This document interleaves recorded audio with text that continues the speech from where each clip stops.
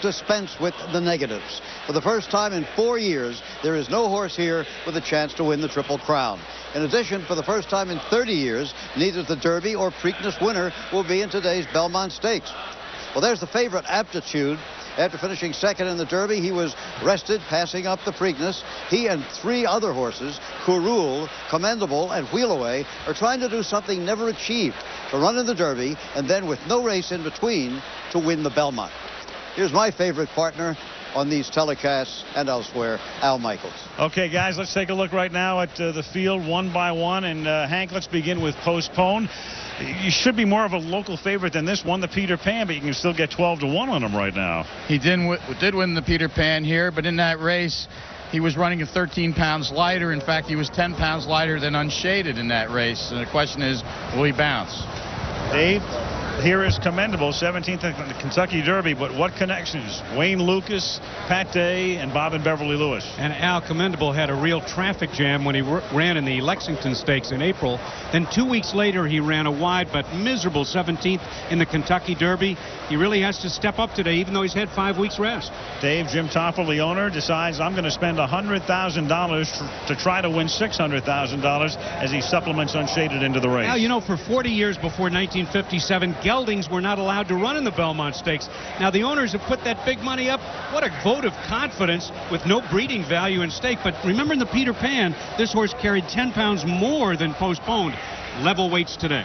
Hank, Aptitude has won only 1 race, but he did finish second to Fusaichi Pegasus in the Derby. He's by AP Indy. He's got Coastal on the dom side, impeccably bred. Lack of pace could hurt him here, could take him out of his game because he's a closer. Globalize is a horse trained by Jerry Hollendorfer, not a big name in the industry outside of Northern California, but he's the best conditioner there, has been for years. He's consistent, too. He's actually won 5 out of 10, never thrown in a bad race, won the Grade 2 Spiral, but he's 0 for 2 against Unshaded, and he also ran behind Postponed in the Peter Pan. Dave, every time we see a horse from Dubai, I always think we should accompany him with some mysterious music. Here's Curul.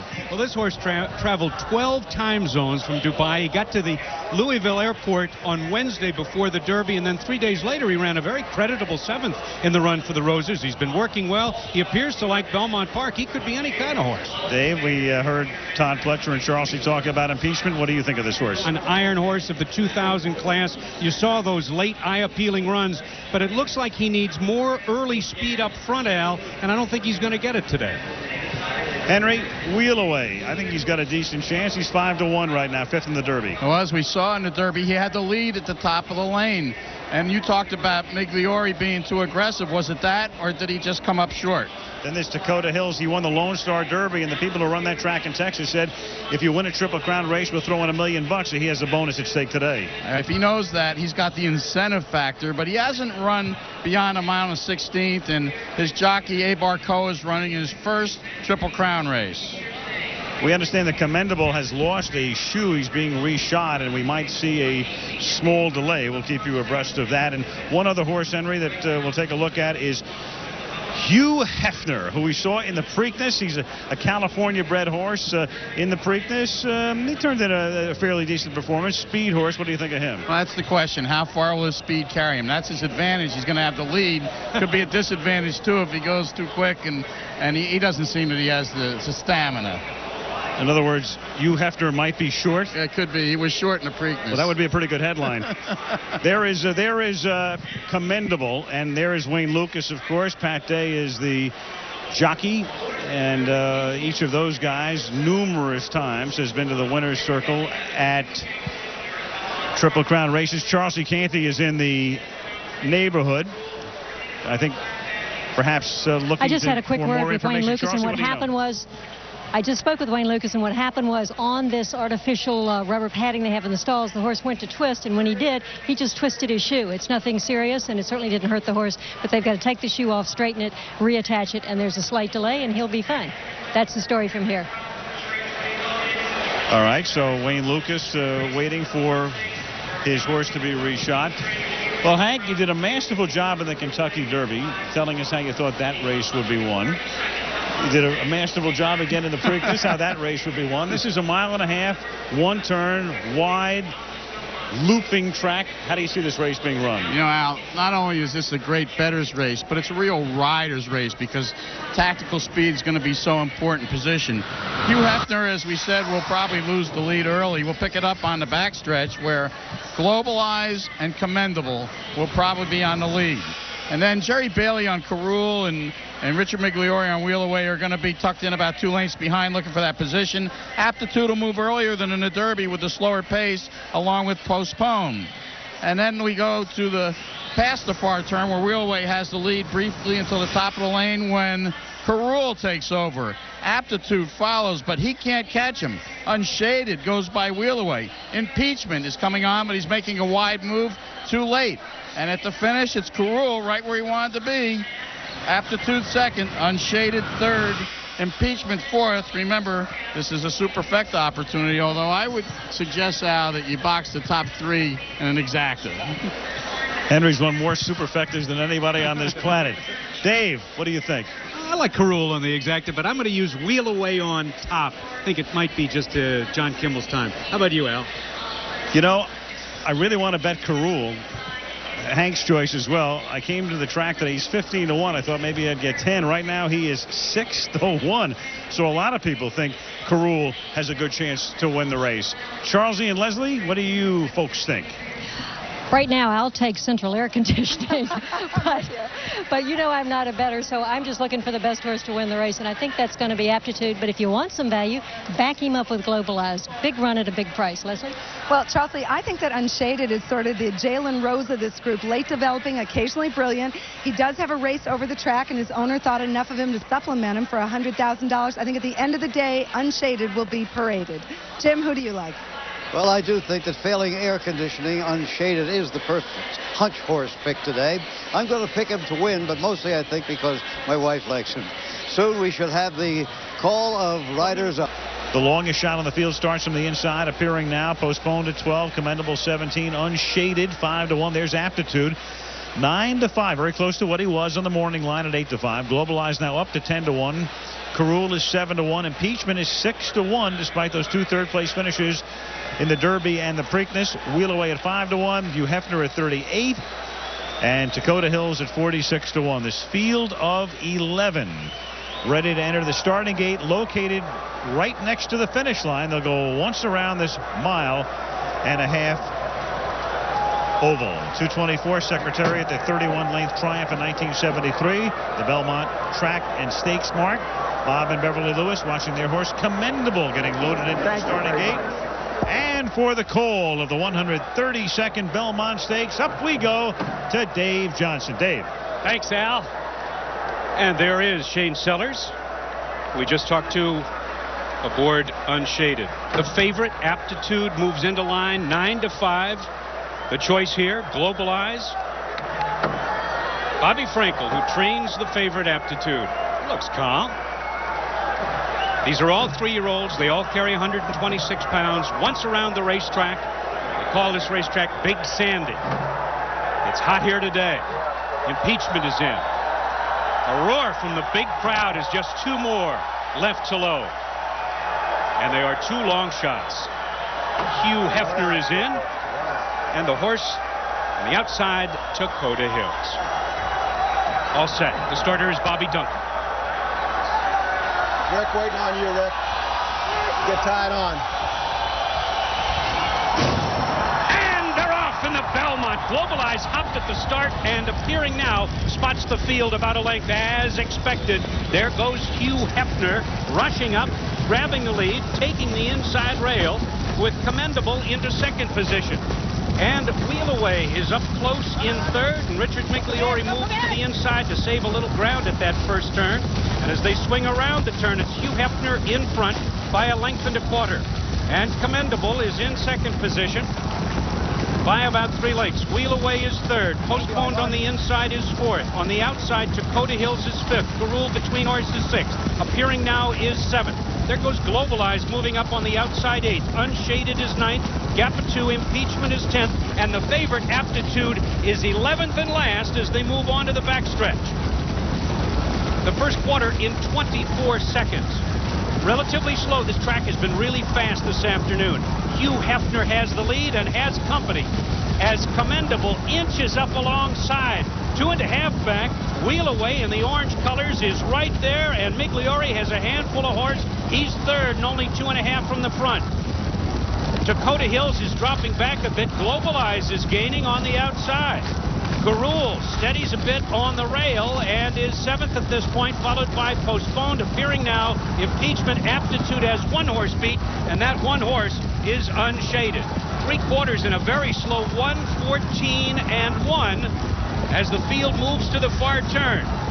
And it's still Hugh Hefner on the inside and Commendable on the outside. Those 2 race as a team. Just off the 2 leaders. Wheel Away within striking distance is 3rd at this point. Then a gap of 2 lengths. Globalize is 4th. Hugh Hefner is starting to drop back as Commendable takes the lead by 3/4 of a length. Hugh Hefner on the inside is fading a bit as Wheel Away moves to the outside. Globalize is next, and from the far back of the pack, Unshaded is flying. As the field turns for home, there's less than 1/4 mile to go. Commendable on the inside has the lead. Wheel Away with the orange blinkers. Unshaded on the outside, and here comes Aptitude at the rail. And down the stretch they come in the Belmont. On the inside, it's Commendable digging in. 17th in the Kentucky Derby, but he's digging in. Commendable. Pat Day aboard. Commendable takes the Belmont. Aptitude second, Unshaded third, and 5 farther back, it was Wheel Away. The magician, D. Wayne Lukas, pulls it off again. The king of the Triple Crown has another crown, and it's Commendable. What a ride. Pat Day aboard the 1.5 miles in a final time of 2 minutes and 31 seconds. Bob and Beverly Lewis on their way to the winner's circle once again. To win the Triple Crown, and can't with Silver Charm. They come in last year with Charismatic and can't.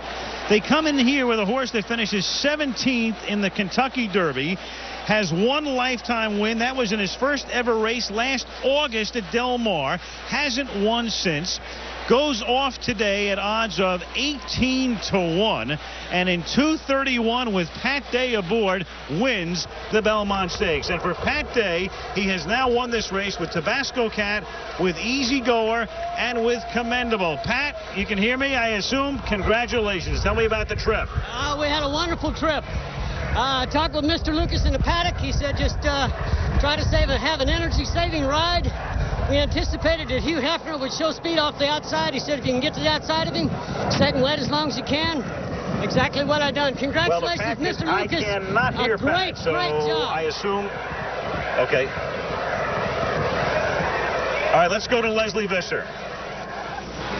Al, Wayne Lukas said this morning, just when you count them out, that's when they do their best. Congratulations, Bob and Beverly Lewis. How does this compare to your other Belmont wins? Other Belmont wins? You mean we ain't had none? Yes, that's right. My goodness, we've won 2 Derbies, yes, 3 right. Preaknesses, and the elusive Belmont is finally ours. And much more satisfying than last year. Oh, yes, much more. We have to look like a well horse coming out of it.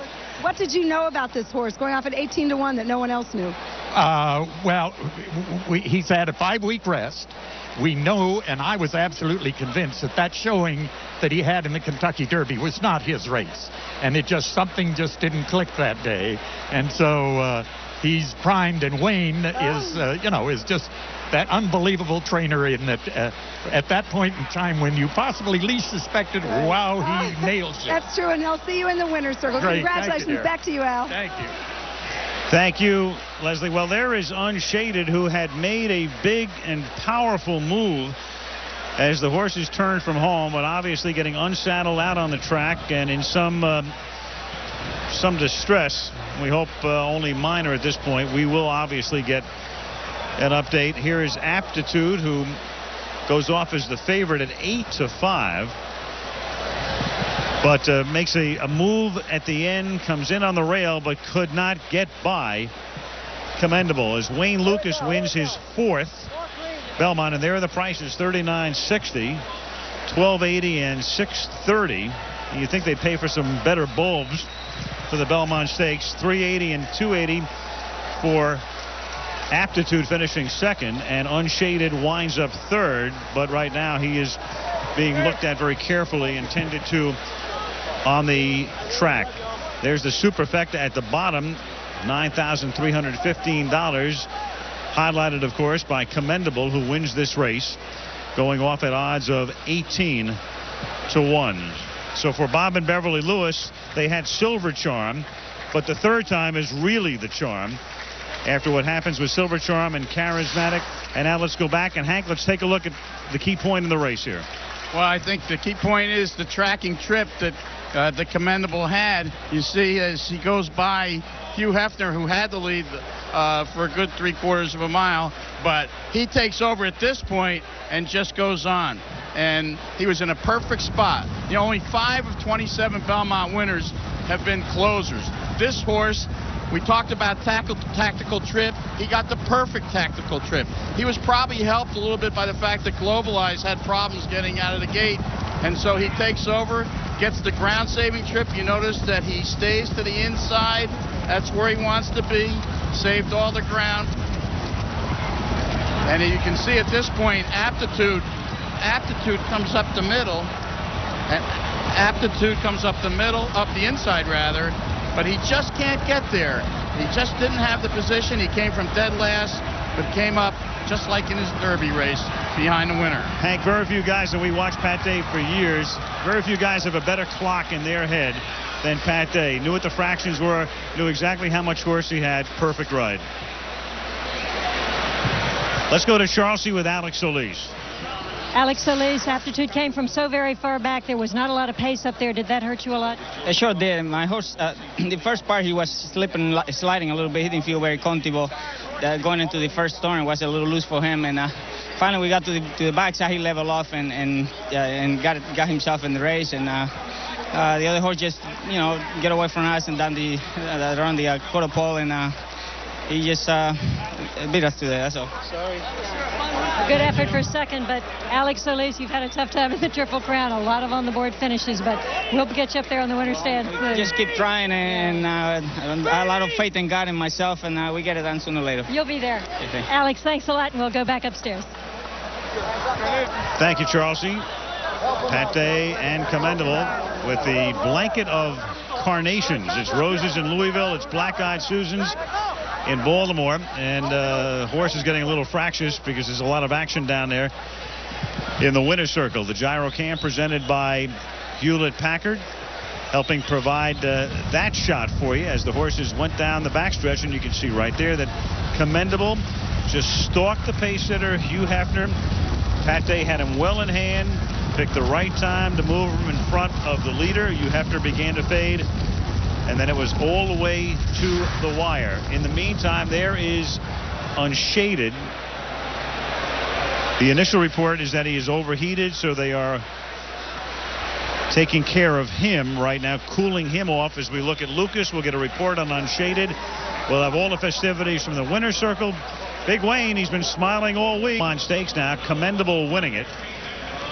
Aptitude finishing second, Unshaded third, then Wheelaway, Impeachment, who finished third in the prior two, fifth here. And there's the rest of the field. Hugh Hefner set the early fractions. Commendable not only wins, he's only had one win and has not even been in the money since he won. Now, Larry Bramlich has for a long time been our on-site veterinarian. What about Unshaded? We heard he was overheated. What more do you know? Oh, that's it. He's okay. He's responded well to getting the water run over his head. They're very large animals expending a lot of energy, and it's a hot, humid day here. Every other horse come out okay? Everybody else is fine, and he's okay now. Good. Okay, so that's good news. And as far as the race itself is concerned, the Morgan Stanley Dean Witter Measure of Success replay coming up as we go to Dave Johnson. Dave. Well, here is the eventual winner, Commendable. Look at here. Watch the big move by Aptitude. Right there is the horse that will finish fourth, Wheelaway, and Unshaded will come from way out of it. As we take a look, here's a horse, Commendable, who now has 2 wins out of 8 starts, a maiden victory and the Belmont Stakes. On the inside, Solis furiously driving with Aptitude. On the outside, Unshaded is closing, Wheelaway dropping back. But at the wire, it was Pat Day and Wayne Lukas and Commendable teaming up again. And there's the happy trainer and jockey. Commendable did it for them. Well, here we are with all the happy people down in the winner's circle. Just over my shoulder is Tom Sweeney, the executive vice president of Visa USA. One year you guys got to give away that $5 million, maybe next year. And Tim Smith, the commissioner of the National Thoroughbred Racing Association. Kenny No, the chairman and chief executive officer of the New York Racing Association. I'd have to say that you've had a commendable day this afternoon. Huh? Thank you, Jim. You know, the New York Racing Association and all of us here appreciate what ABC Sports has done for us. And I think the staff, the management and the crew, and we really appreciate it. And a special thanks, Charles and Dave and Kurt and you, buddy. Thank you so much. I really appreciate that, Kenny. Time now for the presentation. Well, it gives me great pleasure, not only to the Lewises who have been great for our sport, a very deserving award for the Belmont, and to Pat and Wayne, who are great credit. It's my pleasure to present you with these trophies and replicas. Here they are, the big ones in the middle. Nobody can lift that. You better take two hands.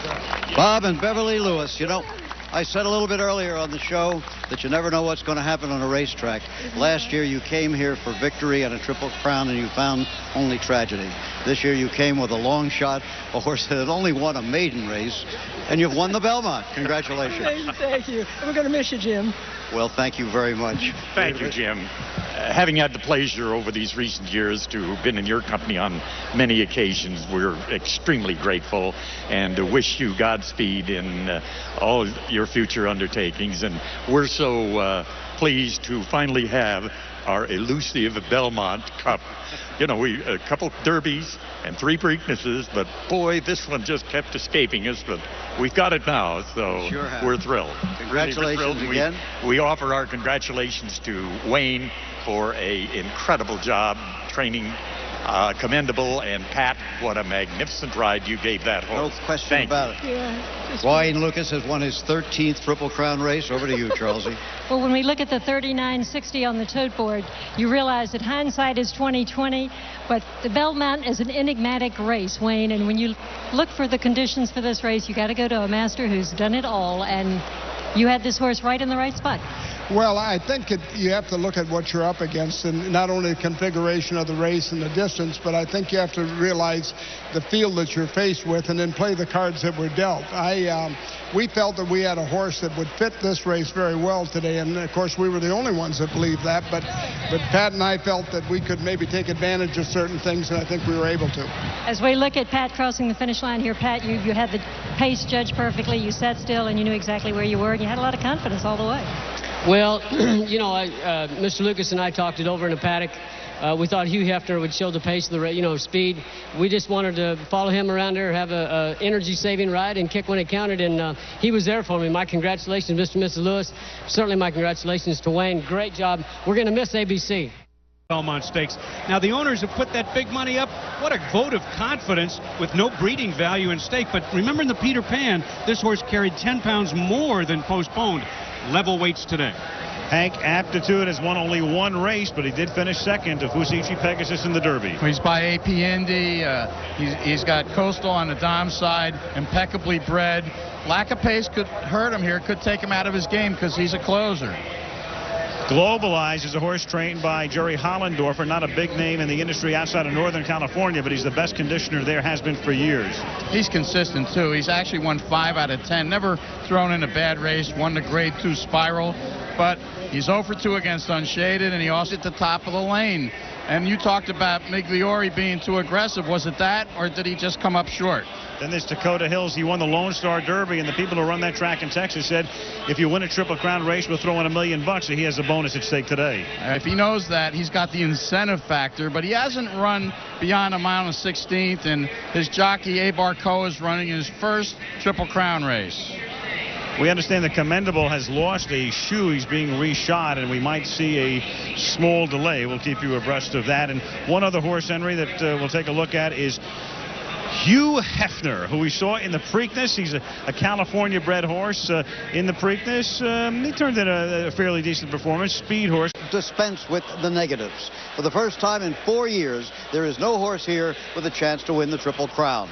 In addition, for the first time in 30 years, neither the Derby or Preakness winner will be in today's Belmont Stakes. Well, there's the favorite, Aptitude.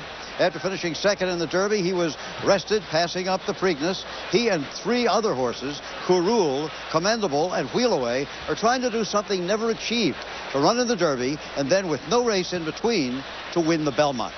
Here's my favorite partner on these telecasts and elsewhere, Al Michaels. Okay, guys, let's take a look right now at the field one by one. And Hank, let's begin with Postponed.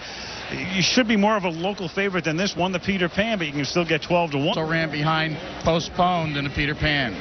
Dave, every time we see a horse from Dubai, I always think we should accompany him with some mysterious music. Here's Curul. Well, this horse traveled 12 time zones from Dubai. He got to the Louisville airport on Wednesday before the Derby, and then 3 days later he ran a very creditable 7th in the run for the Roses. He's been working well. He appears to like Belmont Park. He could be any kind of horse. Dave, we heard Todd Pletcher and Charles talk about impeachment. What do you think of this horse? An iron horse of the 2000 class. You saw those late eye-appealing runs, but it looks like he needs more early speed up front, Al, and I don't think he's going to get it today. Henry, Wheelaway. I think he's got a decent chance. He's 5 to 1 right now, 5th in the Derby. Well, as we saw in the Derby, he had the lead. I'm on him right now. He did win the Peter Pan here, but in that race, he was running at 13 pounds lighter. In fact, he was 10 pounds lighter than Unshaded in that race. And the question is, will he bounce? Dave, here is Commendable, 17th in the Kentucky Derby, but what connections? Wayne Lukas, Pat Day, and Bob and Beverly Lewis. And Al, Commendable had a real traffic jam when he ran in the Lexington Stakes in April.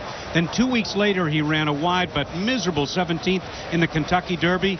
He really has to step up today, even though he's had 5 weeks rest. Dave, Jim Toffel, the owner, decides I'm going to spend $100,000 to try to win $600,000 as he supplements Unshaded into the race. Al, you know, for 40 years before 1957, geldings were not allowed to run in the